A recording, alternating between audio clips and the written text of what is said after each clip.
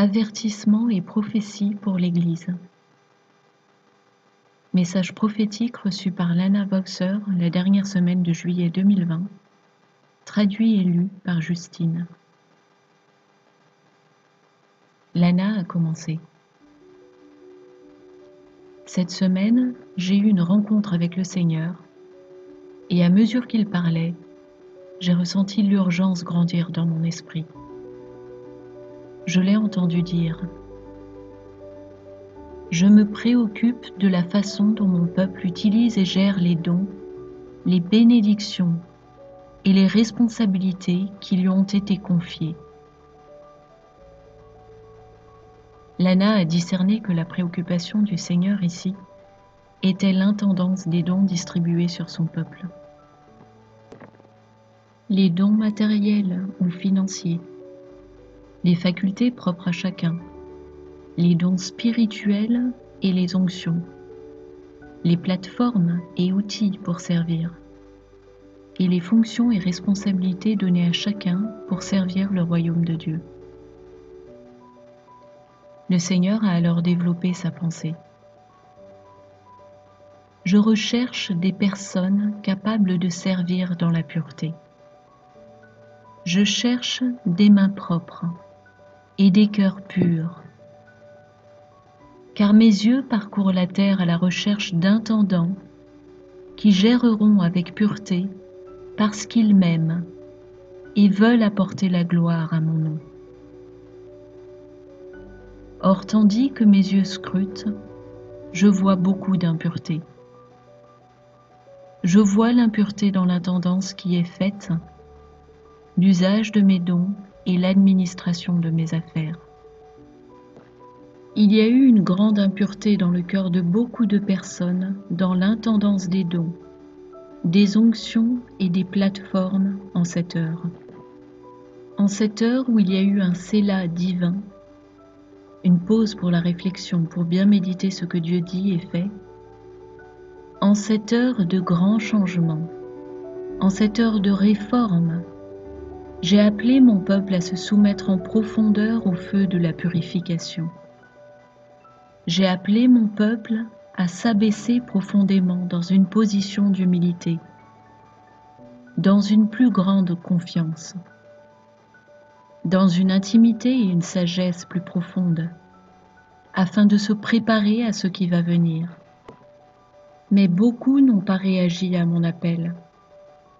Beaucoup ont continué à utiliser leurs dons, leur onction et leur plateforme à des fins qui ont affligé mon cœur.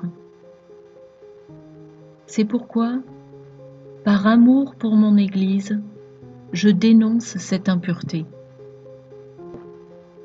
Beaucoup ont utilisé leurs dons, leur onction et leur plateforme pour servir leurs propres intérêts égoïstes. L'atmosphère spirituelle a tonné avec force lorsqu'il a prononcé ces mots. Le Seigneur a poursuivi.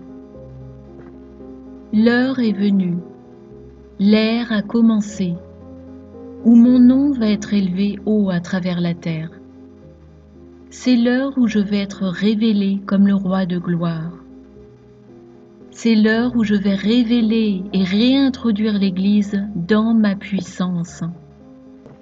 C'est l'heure où je vais agir de façon puissante et où il y aura des démonstrations exceptionnelles et sans précédent de ma puissance miraculeuse. Mais je suis affligée car beaucoup dans mon Église ont faim de pouvoir. Ils me cherchent pour ce que ma main peut leur apporter. Ils me cherchent pour ma révélation afin de pouvoir gouverner et régner.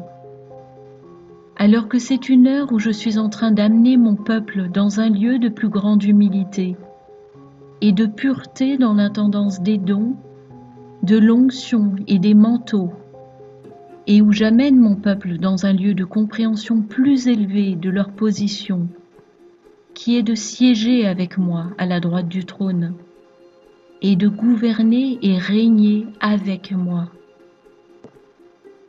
Trop de gens dans mon Église sont désireux de tenir le gouvernail. Trop nombreux sont ceux qui refusent de lâcher les rênes. Or je continue d'avertir. Je continue d'accueillir et attirer à moi ces derniers, les appelant à s'aligner avec moi. Mais ils refusent d'entendre. Par amour, je continue à parler, tentant de les amener à se rapprocher de moi. Mais ils se bouchent les oreilles avec leurs doigts et ils refusent d'entendre. En ce temps de Séla, je désire ardemment et désespérément appeler mon Église à s'aligner en profondeur avec moi, comme le sont les amis intimes, mais beaucoup refusent de m'écouter. Nombreux sont ceux qui refusent de répondre. C'est l'heure d'aller en profondeur dans le psaume 139, versets 23 et 24. Mais beaucoup refusent de venir. Ils sont motivés par des gains égoïstes. C'est l'heure où j'appelle mon peuple à s'enfoncer plus profondément dans l'intimité et l'amitié avec moi. Là, le cœur de chacun s'attendrira plus en profondeur, et une plus grande sagesse sera délivrée, avec une préparation plus poussée par mon esprit pour s'associer avec moi dans ce qui est à venir, ce que je vais faire sur la terre. C'est une heure de repentance, et mes yeux parcourent la terre à la recherche de ceux qui sont dans la repentance et dans une gestion pure de mes affaires, de sorte que je puisse libérer sur eux une plus grande révélation de la stratégie, de la sagesse de mon cœur, ainsi que la capacité de porter ma gloire dans cette chose nouvelle que je suis en train de réaliser. Lana a alors ressenti son cœur lourd et affligé par ces paroles, et poussée dans l'intercession pour ces personnes qui refusent d'entendre l'appel du Seigneur à se repentir et s'aligner avec lui. Elle aperçut l'attrait de tout ce qui est devenu une idole dans le cœur de ces personnes, toutes ces choses qui passaient avant leur amour pour Dieu et qui gardaient leur âme captive.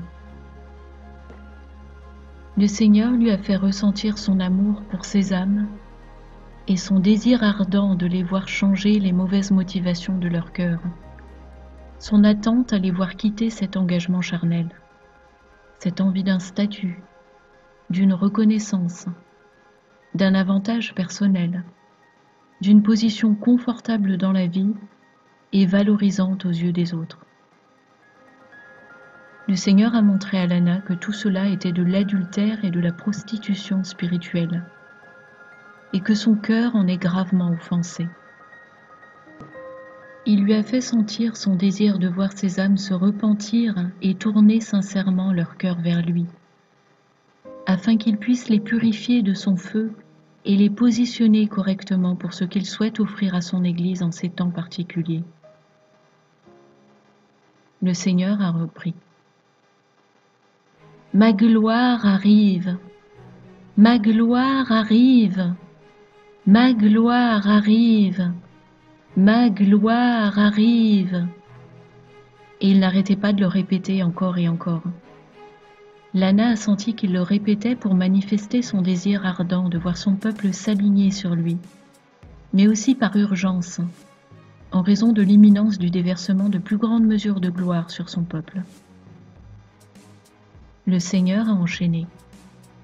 « Ma gloire ne résidera pas là où il y a de l'impureté.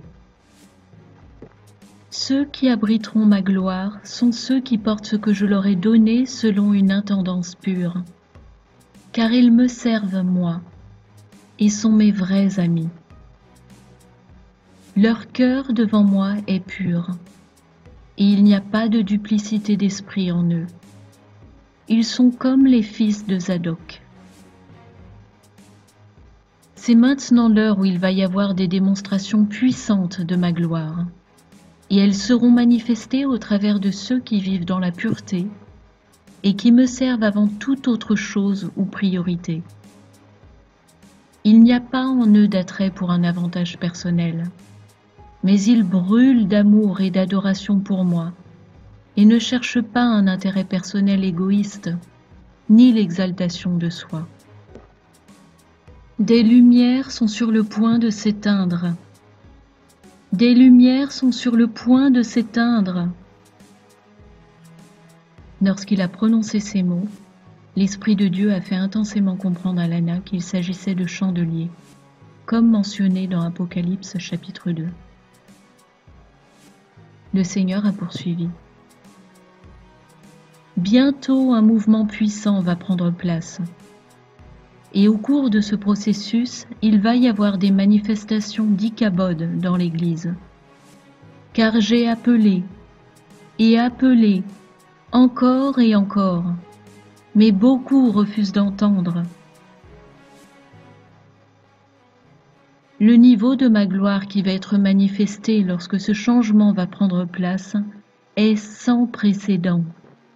La façon dont ma gloire va se manifester va catapulter l'Église dans ses jours de gloire les plus grandioses, ma gloire étant révélée à travers la terre entière. Et ceux qui porteront ma gloire seront ceux qui sont de véritables amis avec moi, et non pas ceux qui idolâtrent le mouvement de réveil et le déversement de l'esprit, mais ceux qui ont vraiment tout déposé devant moi, cherchant à me connaître et me servir. Là sont ceux qui vont vraiment porter ma gloire, ma présence manifestée et ce grand mouvement de mon esprit. L'heure est venue, il est temps, il est grand temps. Surprise, regardez qui va être élevé. Ce que sous-entend le Seigneur ici, c'est que beaucoup vont être surpris et même choqués de voir sur qui la gloire de Dieu va résider et se manifester. La manifestation de cette gloire va être telle qu'on distinguera très nettement où l'intendance des dons et affaires de Dieu a été menée dans la pureté et là où de mauvais motifs ont été à l'œuvre. Alors on pourra distinguer ceux qui sont de véritables amis de Dieu. Les gens religieux vont se sentir particulièrement offensés par la façon d'agir du Seigneur et où il va choisir de manifester sa gloire. Ceux qui ont eu de l'orgueil et de l'arrogance dans leur cœur et qui ont utilisé les dons, l'onction et les plateformes dans un intérêt personnel égoïste et pour se valoriser eux-mêmes, risquent d'être honteux ou dépités lorsque le Seigneur va déverser sa gloire comme jamais auparavant. Le Seigneur a conclu avec ces dernières paroles. « Écris ce que je dis, car j'appelle encore.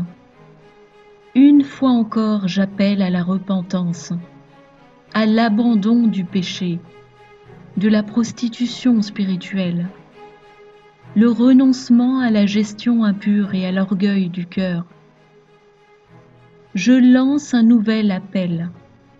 Repentez-vous, car ma gloire vient. Elle vient. Elle arrive. Oui, elle arrive. Et ceux qui hébergeront ma gloire seront ceux qui auront les mains pures et le cœur pur, et ceux qui auront géré avec pureté en raison de leur profonde amitié avec moi.